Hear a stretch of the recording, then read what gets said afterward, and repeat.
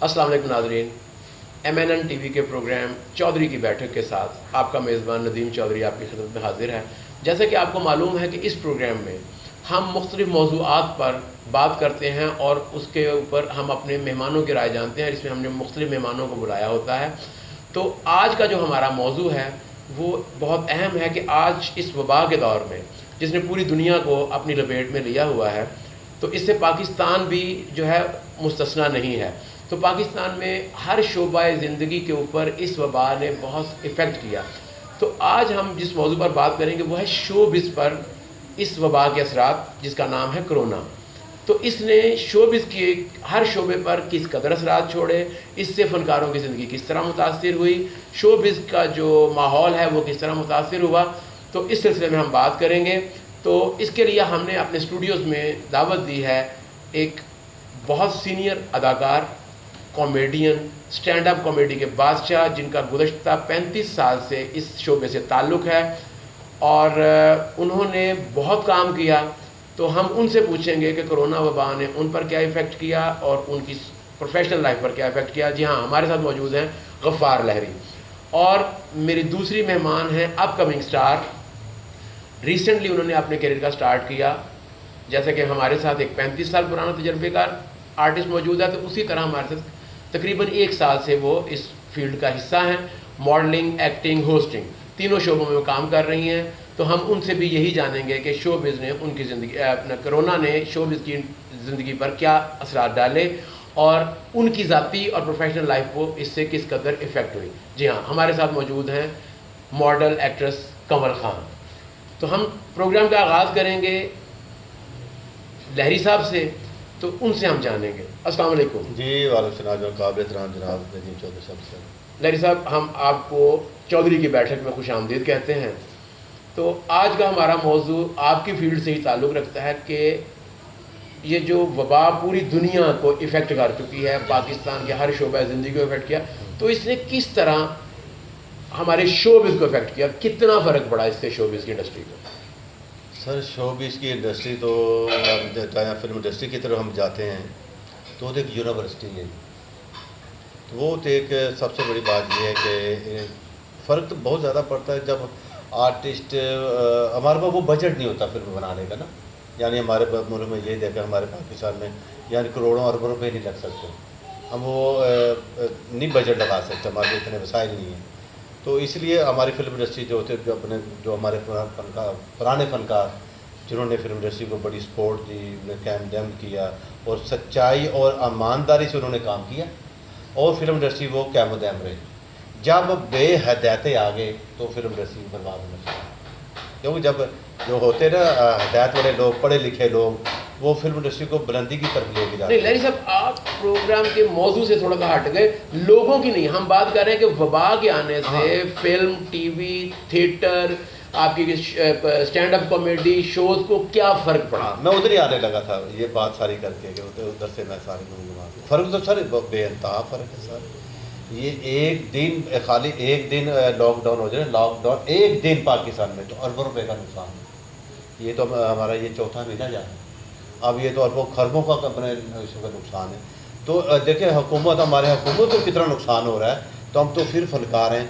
देखें हमारे इस वक्त हज़ारों फ़नकार फिल्म, टीवी, स्टेज, रेडियो तमाम फ़र्क बैठे, बिल्कुल फ़र्क। हमारे चूल्हे ऐसे ठंडे जैसे उनके ऊपर बर्फ़ के बलाक रखे हुए हैं, बिल्कुल ठंडे हो गए। हमारा कोई विशाली का हमारा काम ही यही है, हंसना, हंसाना, लोगों के एंटरटेनमेंट, लोगों को खुश करना। अपने अंदर कितने दुख हैं तो लोगों को हम हंसाते हैं। मगर ये बात है कि फ़र्क तो बहुत ज़्यादा पड़ रहा है। हमारे फ़नकार बिल्कुल हाथों में हाथ रख के बैठे हुए हैं और इस वक्त गवर्नमेंट चाह रही थी हम बहुत कुछ करें, मगर अभी तक सामने कुछ नहीं आ रहा। बिल्कुल अंधेरा ही अंधेरा नज़र आ रहा है, रोशनी की किरणें कोई नज़र नहीं आ रही। क्योंकि जब हमारा पाकिस्तान जो है वो कोई एक ये लॉकडाउन खुलेगा, वो एक रोशनी की तरफ निकलेगा, गामजन होगा, फिर है कि हम लोगों को ये रोशनी नज़र आए। वरना हमें तो इस वक्त अंधेरे में बैठे हुए हैं कि जैसे एक लाइट नहीं गई हुई लाइट, तो हम अंधेरे में बैठे। यानी मैं आपकी बात से ये समझा हूँ कि इस वक्त जो शोबिज़ इंडस्ट्री से वाबस्ता लोग हैं, उनके घरों के चूल्हे जो हैं वो इस कदर ठंडे पड़ चुके हैं कि उनका जीना भी मुश्किल हो गया। تو جی اب ہم اپنے چلتے ہیں جونیئر مہمان، یعنی کہ ہماری تو مہمان ہے لیکن اس فیلڈ کی ایک جونیئر، جی ہاں کنول خان. تو کنول آپ یہ بتائیے کہ اس لاک ڈاؤن نے آپ کی پروفیشنل لائف کو کس قدر ڈسٹرب کیا، کیونکہ آپ کا تو ابھی آغاز تھا، تو آپ کیا سمجھتی ہیں کہ آپ کا کیریئر جو ہے وہ بالکل ٹھپ ہو گیا ہے یا ابھی مطلب آگے کیا مطلب آپ کو لگ رہا ہے؟ ندیم صاحب مجھے لگتا ہے کہ میں نے اسٹارٹ کیا، ٹھیک ہے، بڑی محنت سے اسٹارٹ کیا اور میں چاہتی ہوں کہ میں آگے محنت کروں، لیکن یہ کرونا کی وجہ سے، لاک ڈاؤن کی وجہ سے میں آگے بڑھ نہیں پا رہی ہوں.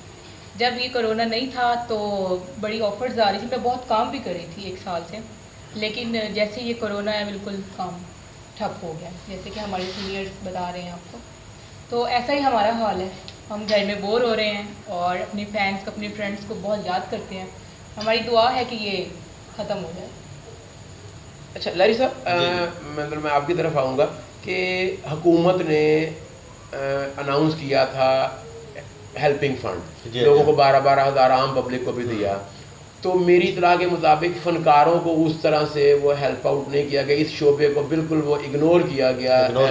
تو اس میں کس حد تک سچائی ہے اور آپ لوگوں نے اس کے اوپر حکومت سے کس طرح سے کوئی مطالبات آپ نے دیے یا نہیں دیے یا کیا ہے؟ سر صرف 4 آنے سچائی، 12 نہیں، کیونکہ میں تو ہمارے ہر جگہ کاغذات جاتے ہیں، جتنے فنکار ہیں، جو اسٹیج کے فنکار ہیں نا، ابھی تک ان کو کوئی فنڈ نہیں ملا.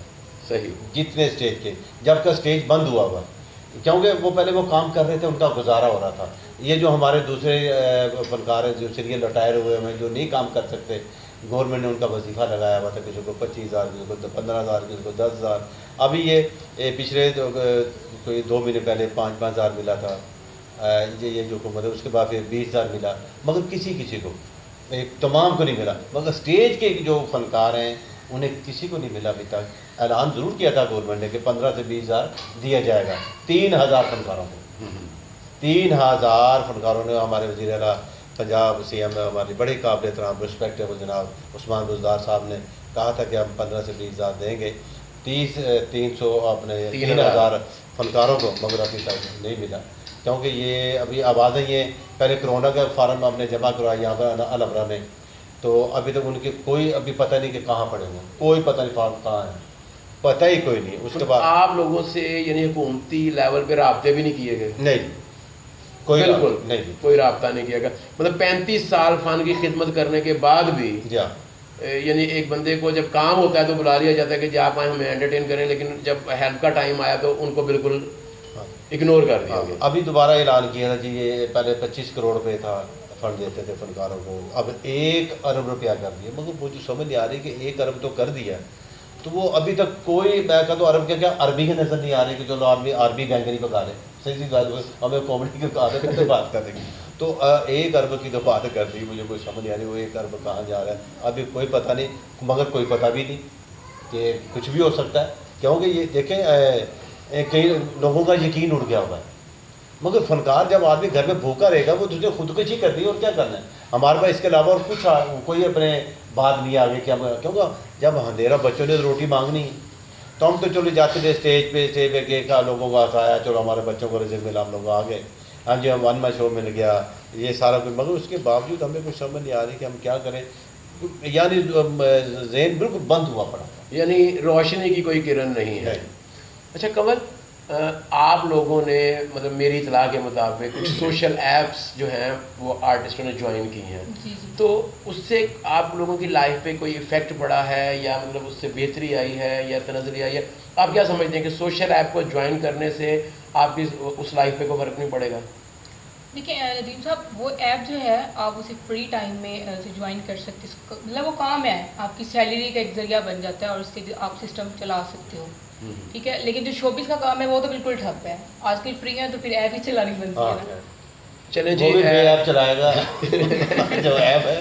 ہاں جی، تو ناظرین ہمارے پروگرام کا وقت ختم ہوا چاہتا ہے، تو آپ نے ہمارے مہمانوں کی گفتگو سنی، تو اس سے صرف ایک رزلٹ نکل رہا ہے جو ہماری سمجھ میں آ رہا ہے کہ اس لاک ڈاؤن سے شاید دوسرے لوگ تو سروائیو کر جائیں، لیکن شو بز انڈسٹری کے لوگوں کا سروائیول بڑا مشکل ہے، کیونکہ ان کے لیے روزگار کا اور کوئی ذریعہ نہیں ہے.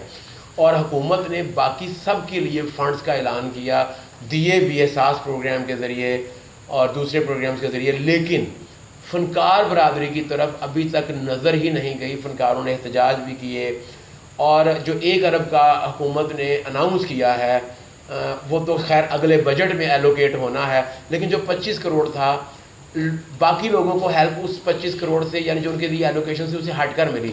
تو جی اس وبا کا جو اسپیشل ایک فنڈ رکھا گیا تھا اس کے لیے فنکاروں کو بھی کنسیڈر کیا جائے، اس کے لیے دوسرے جو شو بز سے تعلق رکھنے والے تکنیک کار ہیں ان کو بھی جو ہے وہ کنسیڈر کیا جائے، ورنہ یہ جو آپ کا اصل چہرہ ہے پیش کرتے ہیں دنیا کے سامنے فنکار، آپ کی ثقافت کے امین ہیں، تو یہ شعبہ آپ کا مر جائے گا۔